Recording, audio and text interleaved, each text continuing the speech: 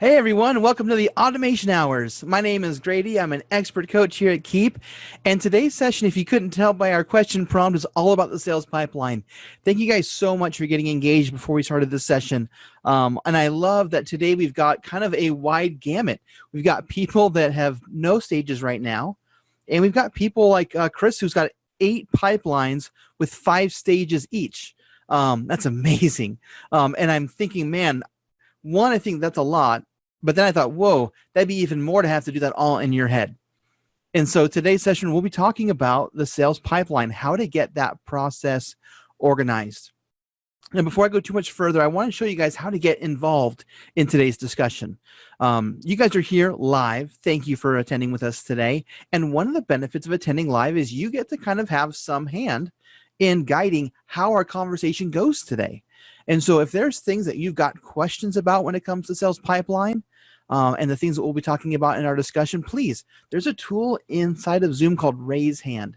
Use that tool, raise your hand, and what that tells me is that you've got a question that you want to ask. And what we'll do is we'll go ahead and call you out, give you access to unmute your microphone, and you can ask away. And we'll take those questions live, we'll talk it through with you and help you work through anything that's causing you to get stuck right now when it comes to the sales pipeline.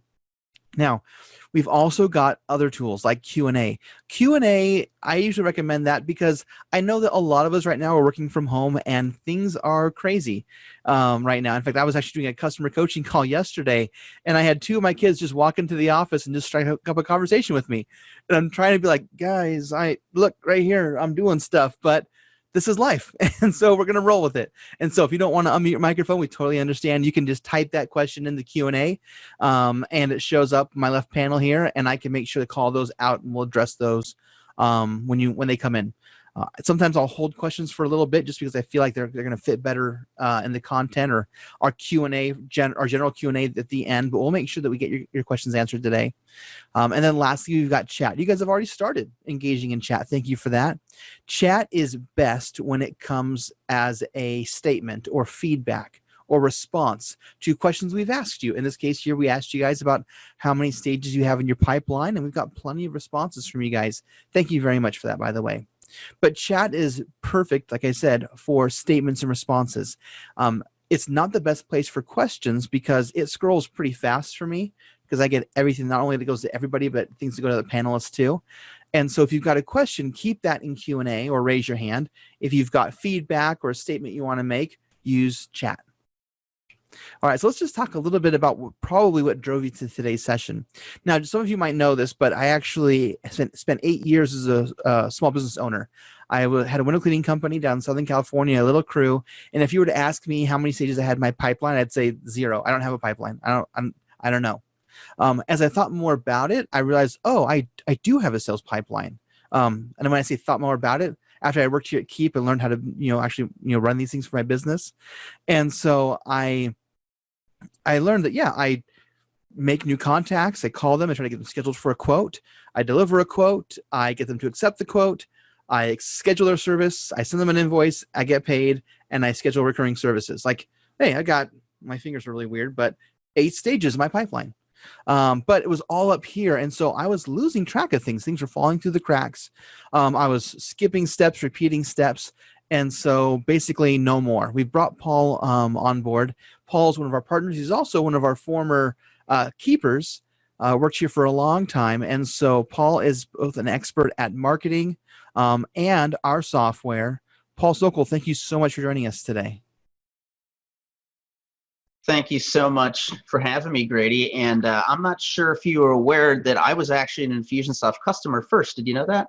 I didn't know that. Yeah. I started using the software back in 2008 when I was in grad school. And so, and then it wasn't until about 2011 that I actually formally joined Keap and, worked with y'all for about 5 years. And like I said, I was in the product team, and so got really good at the software and still use it today. And I use the sales pipeline to manage my business, and I would be completely lost without it. I don't know how people go without it, honestly.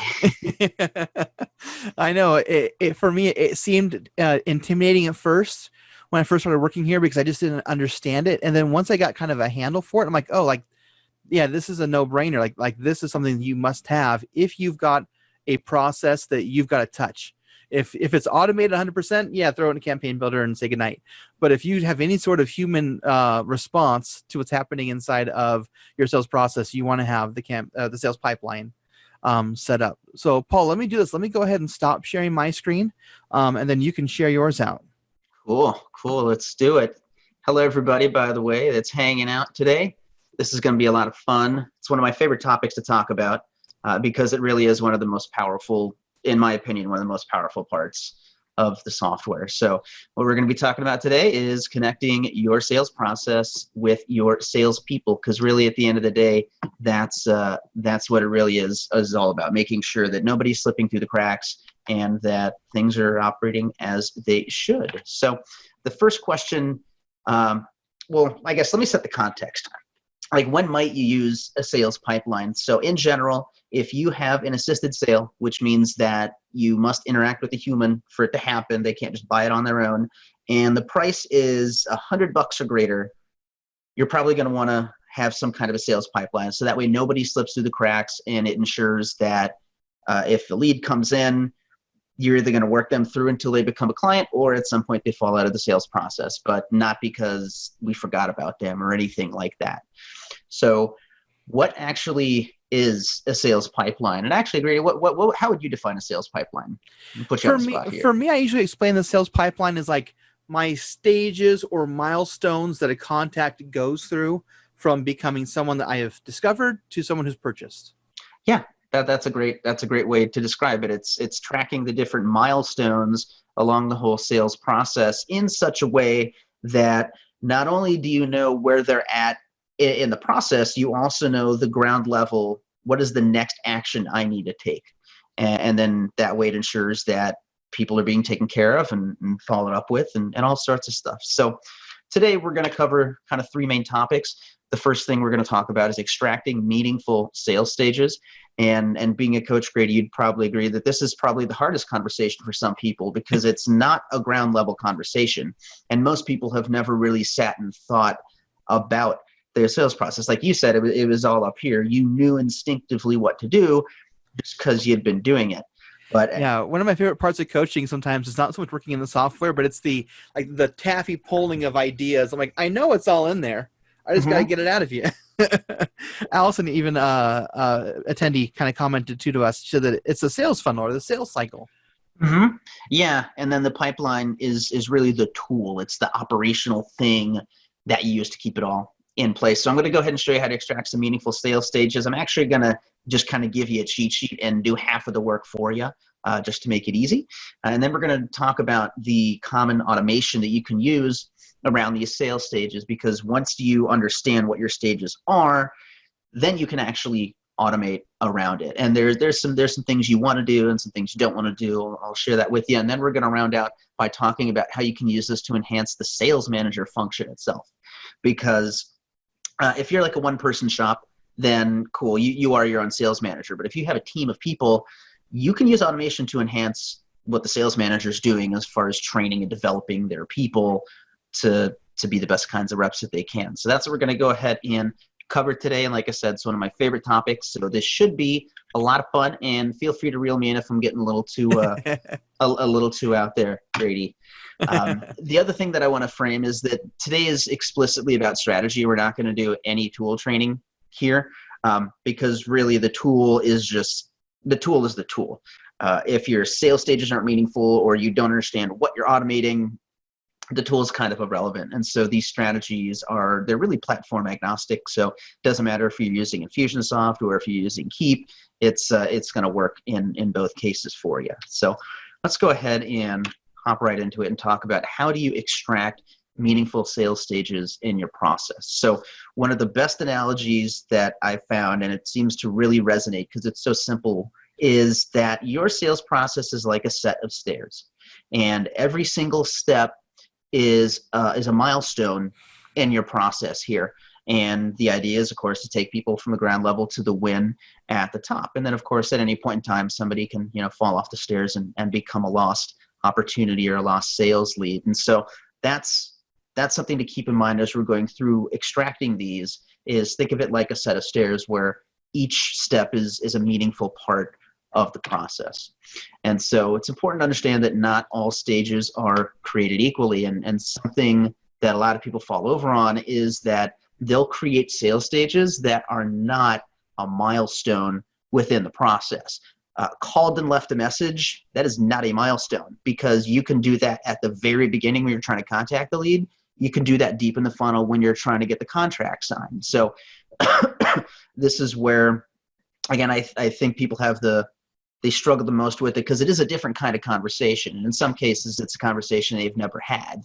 They know what to do in the ground level day to day, but they're not really sure what are the hoops that somebody is jumping through to do that. So we're going to go ahead and make that easy for you. So when you are designing your sales stages, you want it to work for 80% or more of all your sales leads. So don't make sales stages that are for these outlier cases or these edge cases here. You want your stages to work generally for pretty much everybody that's going to go through it. And if the process is very different between like two different products or two different services, then you might actually want to have two totally distinct sales pipelines.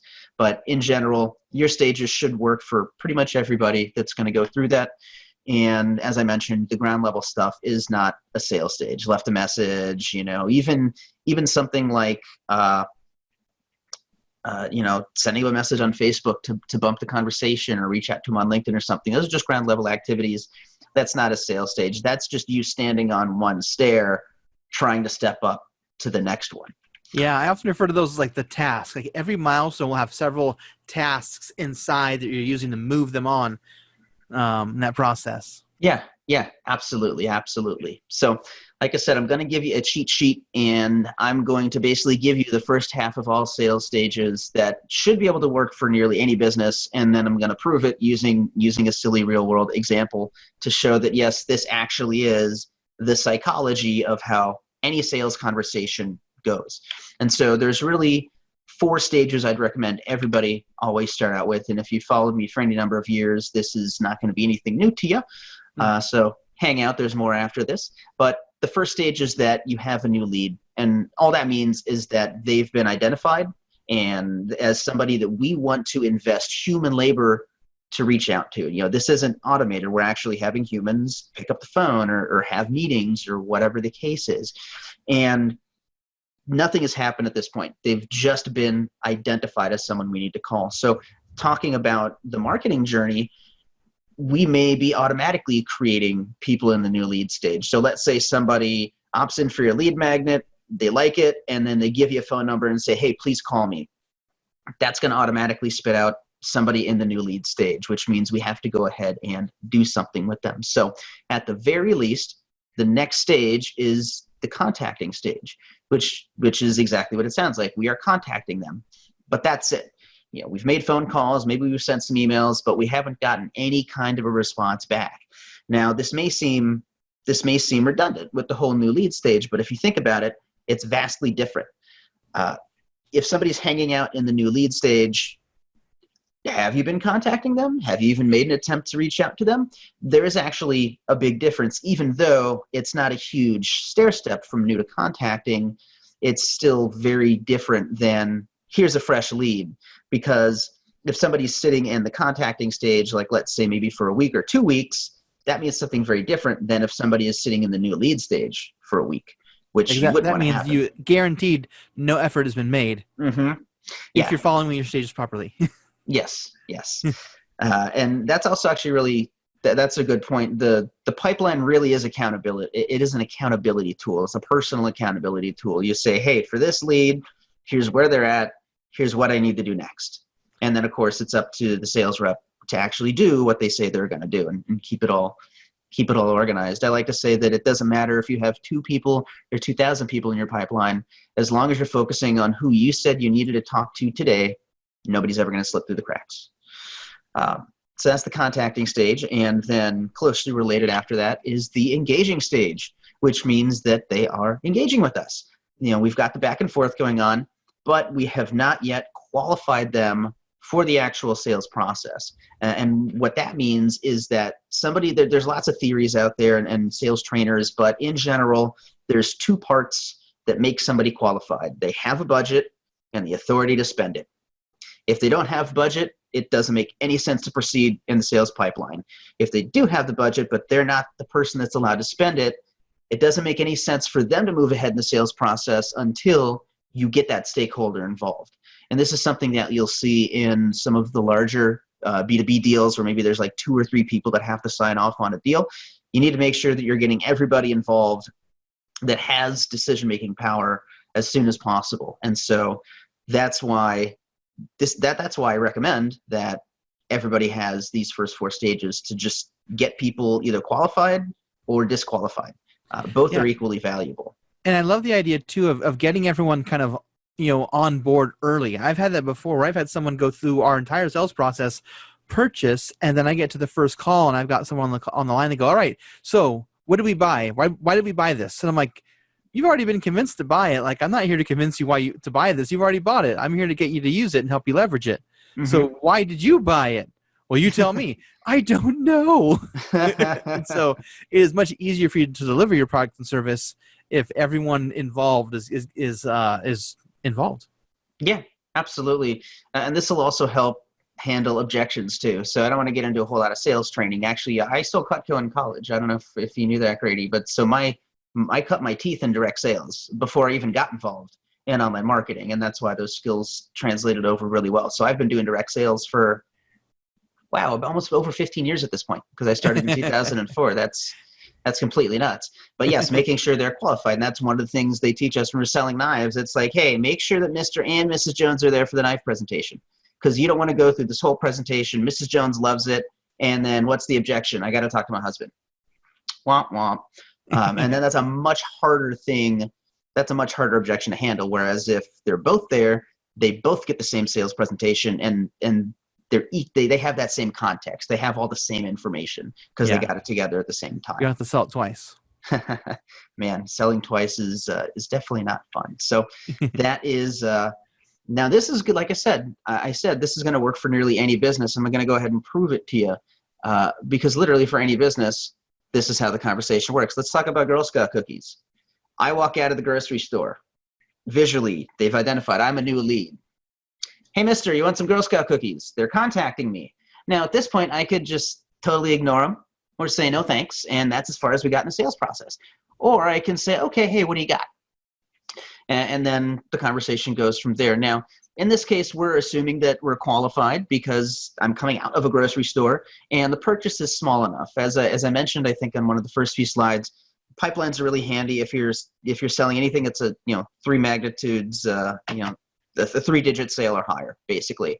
So, but you can see that this happens in 10 seconds, 5 seconds. Hey, you want some Girl Scout cookies? Sure, what you got? Boom. Went from new lead to qualified immediately. That's also why the stair analogy is really helpful, because you can skip stairs. You can take 2 stairs at a time. You can call a new lead and immediately, boom, they're qualified. Or you can call a new lead, qualify them, and then book your appointment or whatever your sales process is. And so it's important to understand that getting that lead qualified is literally half of the sales battle. It really is, because when they're qualified, they have the budget and the authority to spend it. It literally is the flip of a coin. They can say yes or no.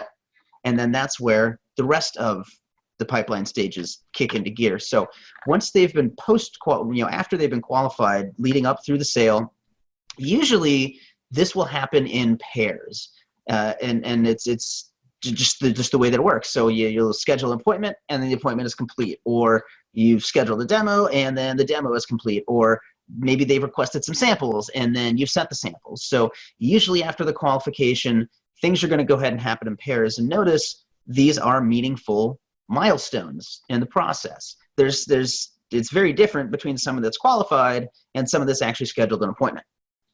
And the other thing that's cool too is when somebody's in one of these stages, there's things that we can assume, and we know exactly how to push them to the next one. And I'm seeing some comments here that this is talking about the setting up of the tools. There is actually a sales pipeline starter kit that you can go ahead and download. However, though, the tool is only as good as the person using it. And so I would much rather you understand the strategy of like how to actually set this up properly, rather than just here's a bunch of tool training and then you make a bunch of sales stages that don't mean anything and then actually has a negative impact on your business, and it does the opposite. what you were expecting here. And there's also another comment about this isn't really for online sales of webinars, things like that. Not necessarily.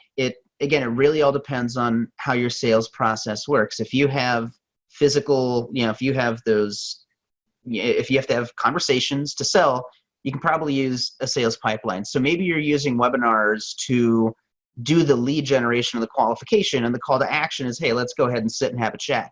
Well, that's great. Maybe that just means that all your leads are starting off in the engaging stage because they had to engage with you in the first place to go ahead and do that.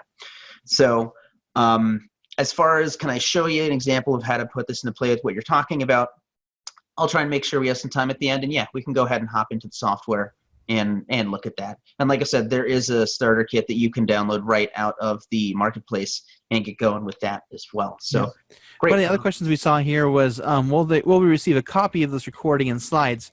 I know we are recording today, and so we'll make sure that you get the recording will be posted on the registration page. You've probably even seen some of our past episodes there.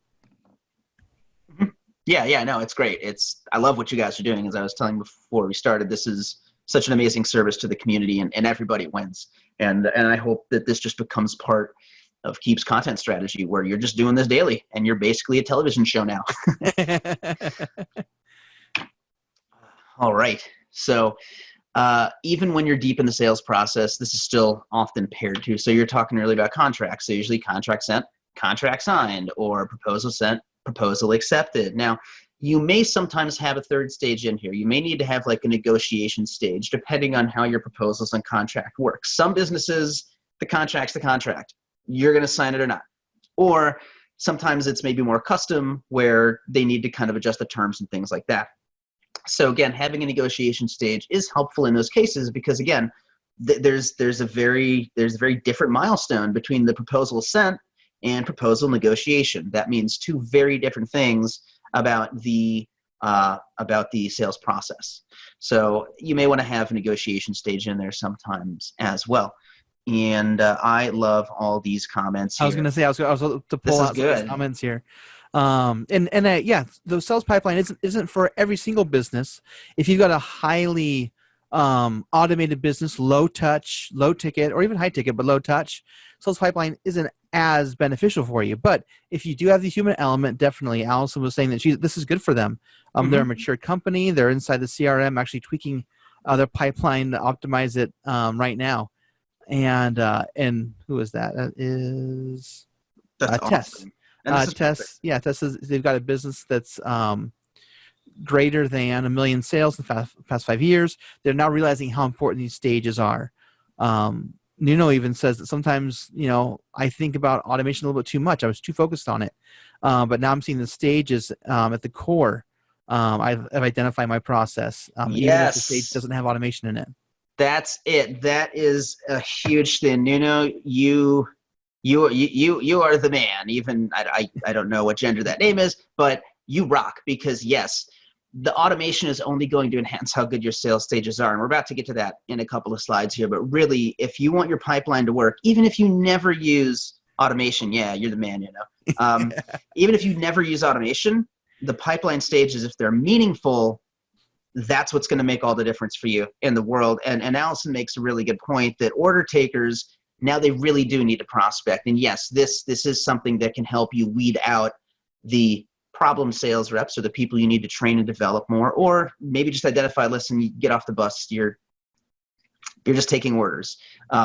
If you properly prospect and follow up with people, that first half of the pipeline is important, because we don't really want order takers, especially in a sales rep role. Maybe if you're a one-person show and that's about all you can afford as far as time investment, sure. But if you actually have a sales rep role, they do need to be prospecting, and they do need to be working every lead that they're given.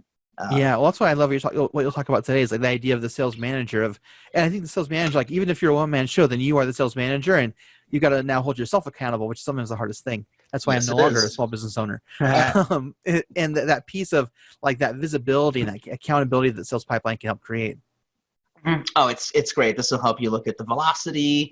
Well, I'll talk a little bit more about that when we get to the sales manager piece here. But yes, this is why I'm really hammering the extracting meaningful sales stages, because again, even if you never use the automation, if your stages are golden, then you should be fine.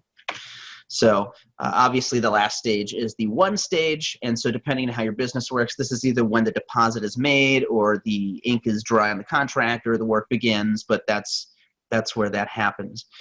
And the other thing to realize is that not now doesn't always mean never. Now, this is something that was drilled into me in direct sales is, hey, not now equals never. If they don't buy a set of knives now, while you're sitting in their kitchen, they're not going to do it. Well, in a direct sales world like that, that might be the case. But the whole reason we have a pipeline is to follow up with people. So just because somebody says not now, that doesn't mean that you shouldn't try. You shouldn't stop investing the human labor. If anything, you would want to put them into a long-term nurture stage. And I would recommend always having this here, because this is for when the deal's not dead, but you're not actively pursuing it. So for example, this is where somebody says, hey, this is great. Let's do this in Q3. Follow up with me in July.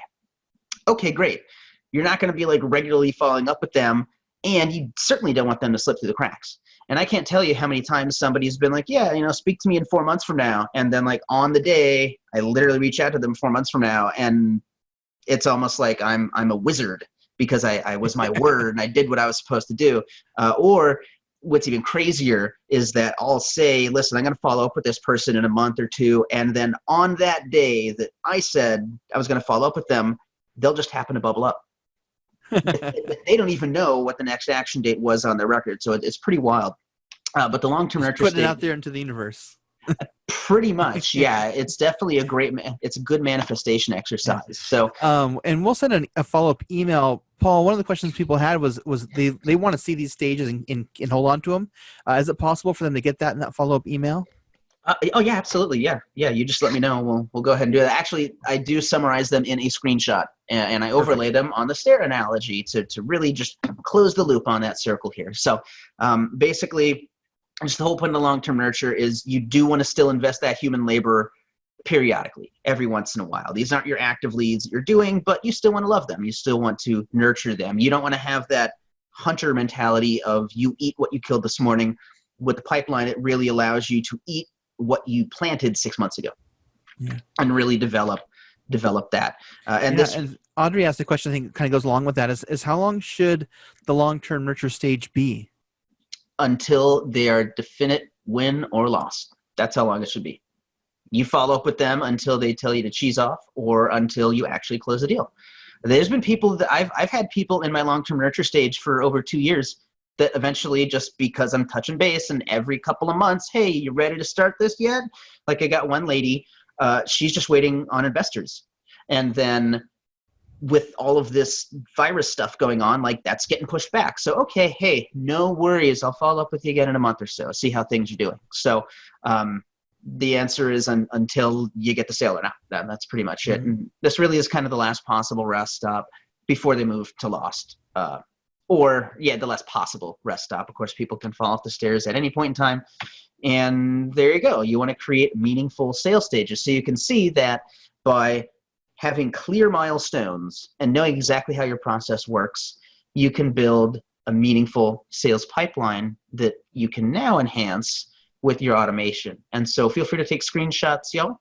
And again, you're going to get the slides, Grady, whatever they need, you let me know. I'll make sure they get it. Like I said, there's a sales pipeline starter kit that does kind of give you like most of this out of the box. It gives you the framework for it. So now let's get to the exciting stuff. What people use Keap and use Infusionsoft for is the automation here. So here's the cool thing about pipeline automation. This is super transactional. This is some of the easiest automation in the world to write for, especially when it comes to emails, because it's based exclusively on where they're at in the sales process. And the automation should be enhancing what your sales reps are doing anyway. Your sales reps should be picking up the phone and calling. They should be emailing them. So the automation is going to enhance that. And so what I'm going to do is I'm going to share with you some of the most common sales stage automations that I've built throughout the years. I've built hundreds, maybe even over 1,000 pipelines at this point in my life. And this is something that I do pretty much every single time, especially these days. So for example, when the lead is moving into the contacting stage, you can save your sales reps some time and immediately send a just missed you email. And now, cool, your sales reps are going to love that. They can make more calls, but then they're still staying in front of their people. And this also ensures that it's the consistent same messaging every single time. So I knew a lead, hey, it's Paul with B Pro. Sorry, I missed you. I'll try again. Boop. And then move them right into contacting. And then they'll send a just missed you email. And what's cool about these, especially the contacting, it's really more like a short-term nurture sequence, as you'll see from here. So, and great question. What would the content be of the just missed you email? Hey, it's Paul with company. I just tried to call you at phone number. Is this still the best way to reach you? Let me know. Because you're contacting them.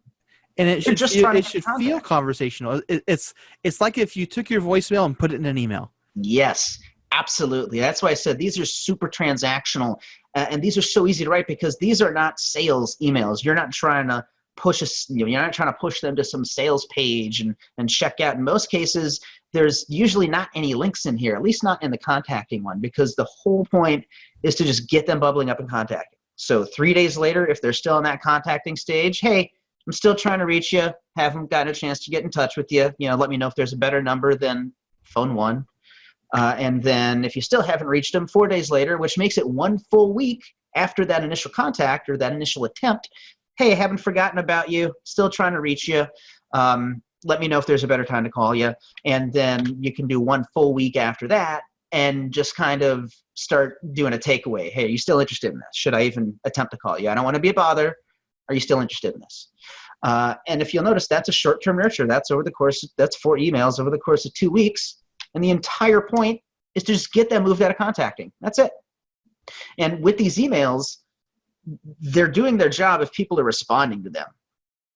And that's the whole point. It's to get the conversation going. And so that's why we're sending it at different times. That's why we're approaching it from different angles. And as you said, Grady, this really just kind of is your voicemail in an email. This doesn't, in fact, it should not be fancy. It should not be a centered HTML email template with a background and your logo, because that's not an email. Real humans don't do that. Robots do that. It should be a left justified black and white email with like 30 words in it. Yeah, if there's any picture, it's just your signature. That's it. Exactly. That's pretty much it. So yeah, Cameron said he's adding contacting between new and working in my funnel right now. That's awesome. And the great thing is too, because I know working with my own sales team here at Keap, and working with customers who had sales teams, I know that sales teams are often very skittish about introducing automation to their sales process. Mm-hmm. They're always very scared. They think of anything that could put their sales process at risk, they're like, no, I don't want it. And so the great thing about contacting here is that the sales rep should not have had any response yet in this process. And so all these emails seem natural and organic. Mm-hmm. Once you start having a conversation and things start to kind of like get a little more customized, as they say, call me in a week, and it gets, a little specialized, then you got some space there. But this stuff is all about just getting a response. And once they get a response, then you go back to more customized feel when they go to engaging. Mm-hmm. Mm-hmm.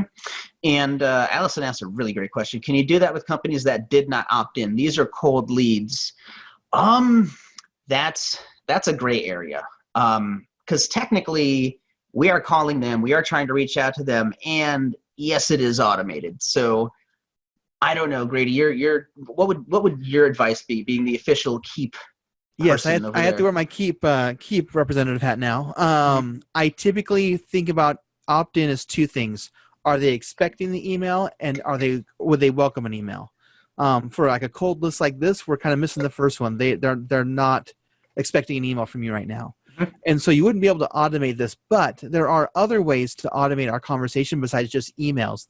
This could be an automated task that tells the sales rep, hey, go send an email.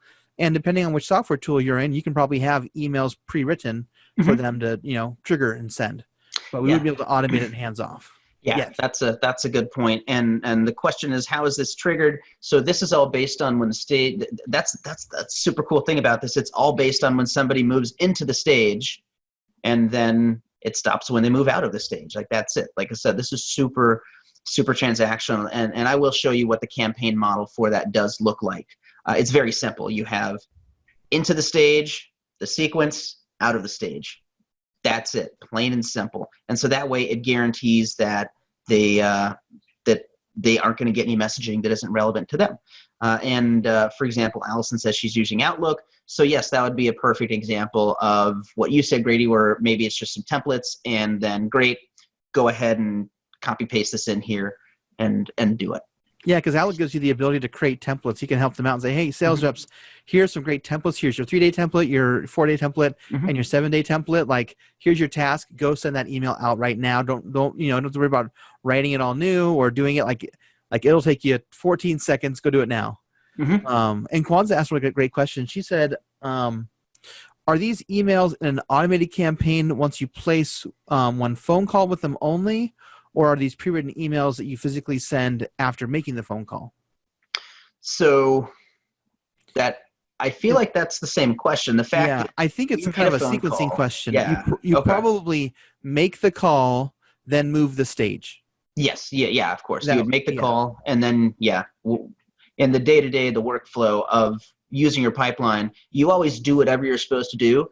And then the very last thing you do is update the opportunity or update the lead, and then move on to the next. So these are great you might questions. give them a call and actually have them pick up and start making, then you're already engaging. You might just skip the whole entire contacting stage in the system.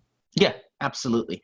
And this kind of automation is great to weed out those tire kickers too, because they just might tell you, hey, I'm not interested. And then great, you're not wasting any more time trying to push them ahead. So let's keep cranking here. So when they're moving into engaging, that could mean so many different things. So what I usually recommend doing is, this is a good opportunity to actually start getting them involved on your other channels. So this could also be another kind of short-term nurture. So if they're engaging and they're still in there for 2 days, maybe just send them an email. Hey, I know we're chatting. I wasn't sure if you followed us on Facebook. Go ahead and follow us on Facebook. And then if they're still there a full week after the fact, hey, did you know we have a YouTube channel? Go ahead and check it out.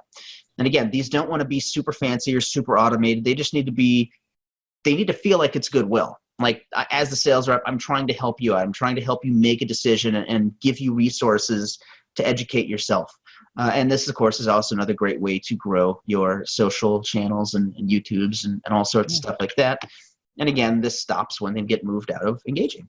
Yeah, and I love that you talk about that too. Like, this is to help them out. Like, you want to make sure that your messaging is more of a, hey, I know you're trying to solve this thing, whatever your big, solve is that you provide. We actually have some great video tutorials on our YouTube page. You should subscribe. Like, not so much of, we want you to follow our Facebook, but we think you'd find value in our Facebook. Yeah, absolutely. And Allison's wondering, can you trigger a reminder for the rep to keep calling?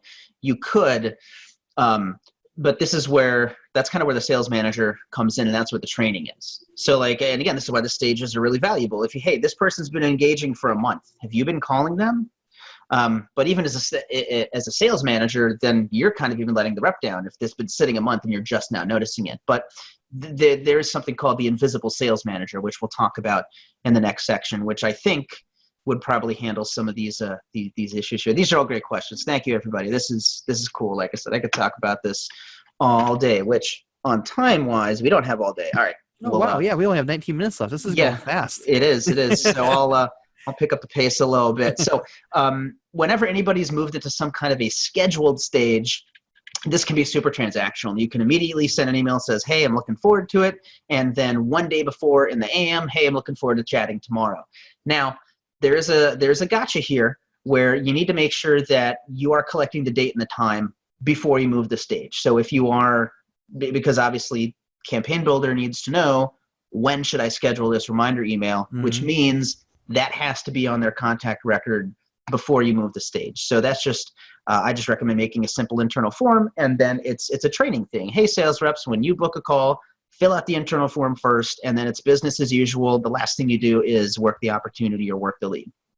So scheduling automation, and then looking at any kind of a sent stage. So, proposal sent, contract sent, again, some kind of a short-term nurture. So you can follow up with them. Hey, did you get that? Is it all making sense? And then a full week later, hey, I'm just touching base. Want to make sure that you're still considering this or whatever the case is going on. And then even and, a full week later, hey, did you have any questions? And really, this is just to keep you top of mind and to keep the conversation going.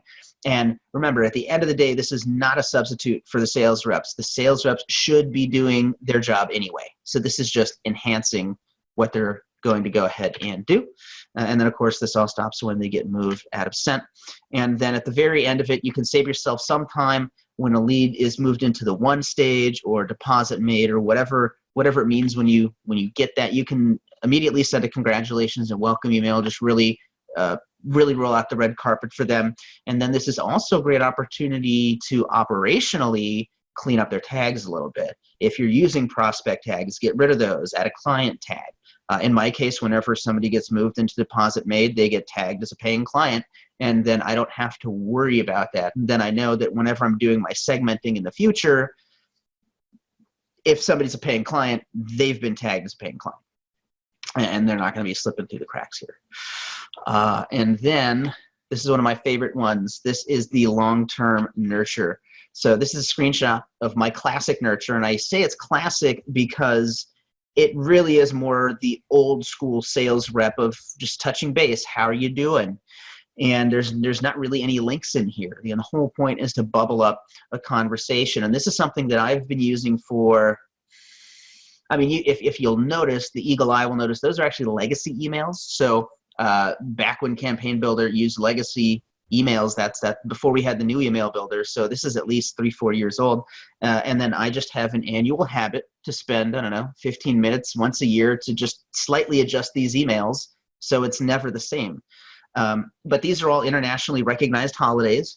And the main point is just have that conversation and stay top of mind. And you do want to be careful with your with the messaging here, just to make sure that you're only speaking to things that you 100% know and completely avoiding anything that you don't want to talk to. So for example, Mother's Day and Father's Day, you can't say your mother, you can't say your father, but you can, and you can't even make assumptions like, you have a father, you have a mother, because who knows what's going on in their personal life. That's not necessarily relevant to the conversation in most cases, unless you're selling, counseling services or something. But you can say something like, hey, it got me thinking about important people in my life, and you're one of those. How's it going? Hey, it's International Friendship Day. I didn't know if you know that was a thing. I'm really glad you're in my network. What's been going on? What's shaking? And this loops, by the way. So this just repeats every single year, and as long as somebody's in that long-term nurture stage, they're going to get at least these 9 emails throughout the course of the year. And then, of course, this stops when they get moved out of the long-term nurture stage. And I have people responding to this all the time. And even if they know it might be automated, they still appreciate the fact that I'm reaching out, I'm following up with them. Yeah, Allison said that they do this as well, and they send a little cute little doggy right picture in there. Oh yeah, this was the first campaign she ever made. It's a great campaign to start with. That is, that's a great one, especially if it's just a great campaign to start with. No, especially it's good. It's a solid one that you can use.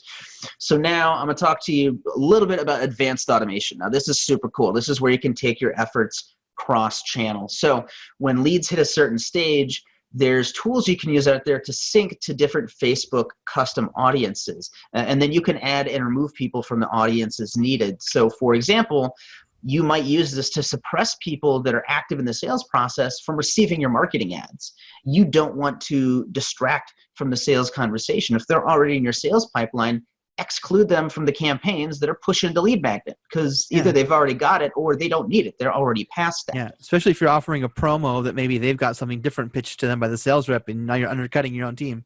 Yeah. The other thing too is you can serve up pipeline-specific content. So based on where they're at in the process, hey, here's a cool blog post that you might like, or whatever. Now, you don't want to go super big brother and be like, because you're in our sales pipeline, we thought you would love seeing this blog post. It needs to just happen to work out. Just like with these emails, they just happen to show up. And they're providing value and giving them that specific content. The other thing that's really cool about this, and this is where we start to get into advanced advertising tactics, is you can start using this to seed your lookalike audiences. Which is where you give Facebook a list of people, and then Facebook finds other users that have similar behavior. And then now you can take people that are active in your sales process and use that to create lookalikes for your top of funnel efforts, because you know that at least those people are qualified. And so go ahead and find more people that look like they're qualified. Facebook is pretty wild.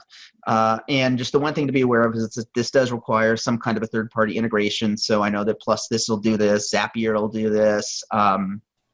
It's a really common stupid automation trick just to, pull and push and pull people out of that. So, but again, it's all about the strategy of why you're actually doing it. So that's why I say this is advanced. You'd probably not want to come out of the gates with this, because now you need to have the skill of running traffic, not just doing the sales bits. And of course, this is something that the sales rep wouldn't be managing or doing anything with. It's probably something the marketing team would handle. So what about the sales manager? How can we help the sales manager make their job better and be more effective at leading and developing their people? There's lots of ways that you can level this up. And the main reason, well, not the main reason, one of the main benefits is that you can use this to enforce the business's chosen sales process. Sales reps will sometimes go off script. And that doesn't necessarily work, especially if you're looking to grow and scale and make sure that the messaging is consistent regardless of who the prospect is and regardless of who the sales rep is. So this is where we can add that extra layer of accountability to making sure that the sales reps are doing what they should be doing. The other thing too is this helps identify those problem reps sooner. It really empowers them to say, okay, hey, sales rep Johnny, either this isn't working out, or let me train and develop you on this, or what's happening. It helps figure these things out sooner. And so this is where we come up with the idea of the invisible sales manager. And it really is kind of automated management. So for example, when the lead is moved into the new lead stage, as we discussed, we want to be reaching out to those people as soon as possible and at least getting them into contact, because the speed of response usually determines, the chance that we actually have a sale. If you get a lead, speed to lead. Yeah, speed to lead. If you get a lead, but it takes a week to call them, you may have completely lost the sale at that point. So what I'd recommend doing is something like 36 hours later, you send an email to the sales rep from the sales manager saying, what's the status of this lead? And the reason why you do it with an hour-based delay and not wait one day and then send the date or whatever is so that way it doesn't batch. And that way it's always with respect to when the sales rep was assigned the lead in this case. And then it doesn't really blow the magic trick. At least until they've gotten this a couple times, they actually think their sales manager is saying what's going on with this. The other thing that's really handy is to leave an internal CRM note on the contact's record, so that way you have more reporting and more data. And you can be like, all right, sales rep Johnny, out of the 50 leads we gave you this past month, 27 of them have the stalled note. Why is this happening? Is it a people issue? Is it a tool issue? Do we need to train you more? Like, what's going on here? Super handy. And then, of course, if they get moved out of new lead within those 36 hours, then that doesn't happen. And their sales manager is not bugging them. And you can do this for pretty much any stage based on the target. So if somebody's qualified and maybe within a week you should be booking an appointment with them, you can do the same thing. So hey, wait 168 hours after they move to qualified. Hey, I saw that last week you moved contact first name into the qualified stage. How close are we to getting them to booking an appointment? And just, again, following up with them. And again, you would also kind of want to leave that CRM note. A really super ground level in the weeds thing with the tool is, at least with Infusionsoft, I'm not sure if this is available in Keap, but you can actually search based off of the note title. So in the title of the note, you can in Infusionsoft. Okay. So in the title of the note, by putting like, stalled, the sales stage, and who the rep is, that gives you data. And that gives the sales manager a place to stand and a place to manage and train and develop their people. Now here's one that's definitely, you were talking earlier about sales reps that are always worried about automation, right? Well, sales reps are usually concerned with looking good. So you could, as the sales manager, send an email to the lead and say, hey, is my sales rep taking care of you? And they're like, Paul who? Yeah, and if that's the case, then that's like a problem. And Yeah. this is also an incentive for the sales reps to do their job because they don't want to look bad. They don't want their manager reaching out. But think about what that looks like as the sales lead. Like from their context, these people really care. Yeah, they're This is this following up. guy's Like, I sales got the manager. manager Yeah. reaching out to me. It reminds me of that episode of The Office where Dwight installs the accountability booster or the doomsday button, whatever, depending on your take on it. Oh my God. Yeah, absolutely. So this is, yeah, you can do this all over the place. And then of course this would stop when you move them out of the stage. So let's go ahead and wrap this up. What we've covered today is we've talked about the most important thing for pipelines, which is getting meaningful sales stages out of it. Think of it like a set of stairs. We talked about common automation that you can use, which really it's just kind of short-term nurtures throughout the process.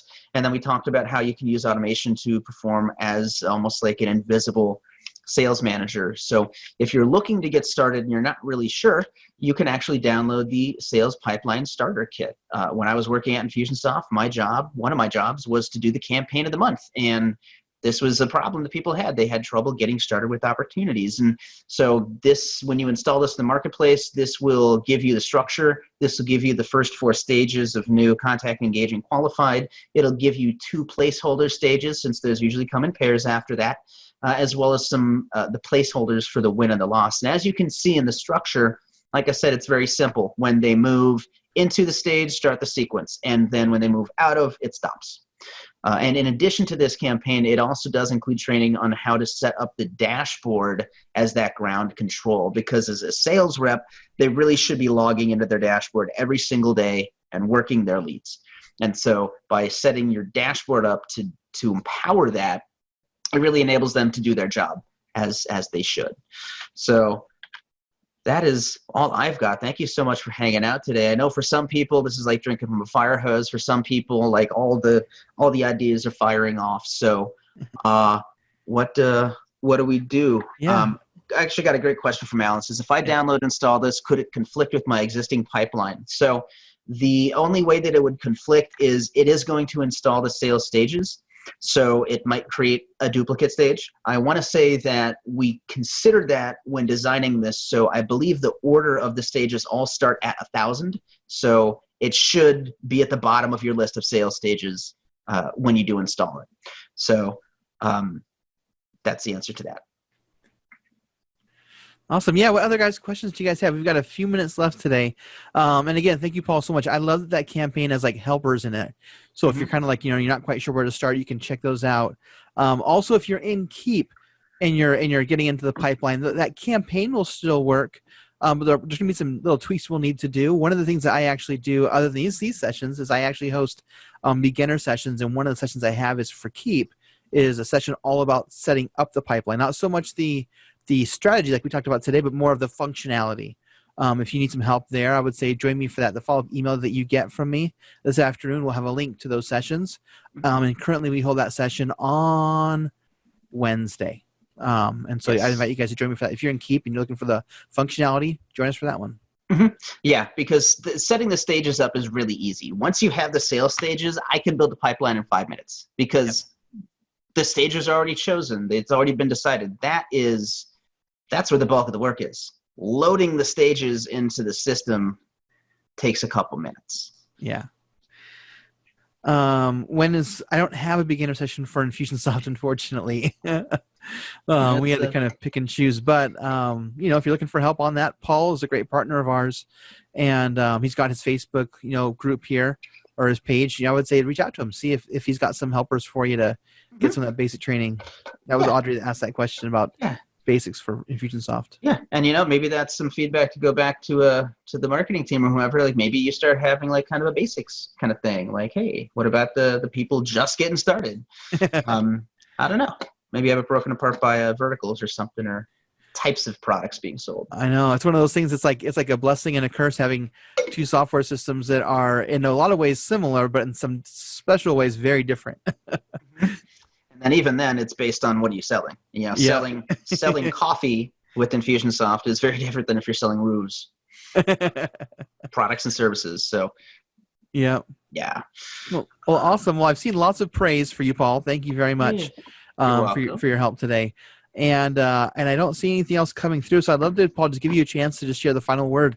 What are something that you want everyone to walk away with knowing or doing today?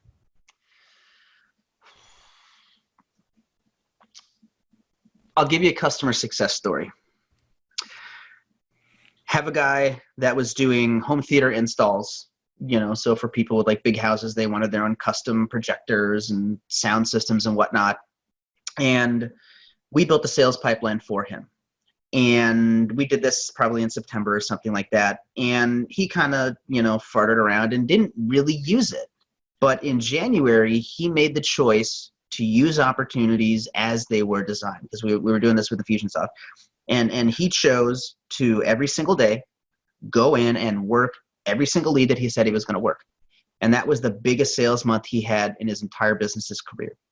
So if your sales is lacking and you don't have a pipeline, this is going to be a huge key for you. And I would recommend using this sooner than later. Like today, cancel the rest of your afternoon, build out your pipeline, figure out how you want to use it, train your team on using it, because when people stop leaking out of your bucket and out of your sales process, you're just going to start to see more sales, like period. It's everybody that uses opportunities, in most cases, they're usually wildly successful, and they usually start to see really predictable growth.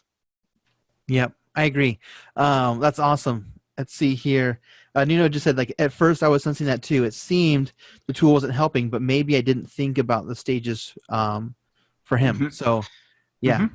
Yeah, that really is it. The stages are that magical thing. It's like garbage in, garbage out. If you have a bunch of bad sales stages, well, then it's not really going to help your sales process all that much. So it's definitely worth the investment of the mental energy to really sit down and think about what is our process. Yeah. Tess snuck in a question right at the buzzer. So maybe if you want to give her just a quick answer, but Sure. She's taking on a new product. How do you recommend she gets her first leads? Ooh. And it's a B2B process. And it's a B2B process. Go hang out where your people hang out. It's like fishing. If you want to catch a certain type of fish, you have to go to the lake that the fish are at. So if you're doing B2B, then you may want to try doing LinkedIn, maybe some LinkedIn advertising, maybe some in-mail ads. If you're doing B2B, depending on what it is, maybe this is where you start going to networking meetings, or you start going to local meetups for stuff like that. But to get your leads, you need to go where they are. They're not going to come to you. That doesn't really happen anymore. It's 2020. You got to go find them. Perfect, guys. Well, thank you so much. We'll be here again tomorrow doing more automation hours, and hopefully we'll see you guys again soon. Absolutely. Thanks for having me and for all the great questions and feedback today, everybody. Yes. Kudos to all who participated today. Thank you, guys.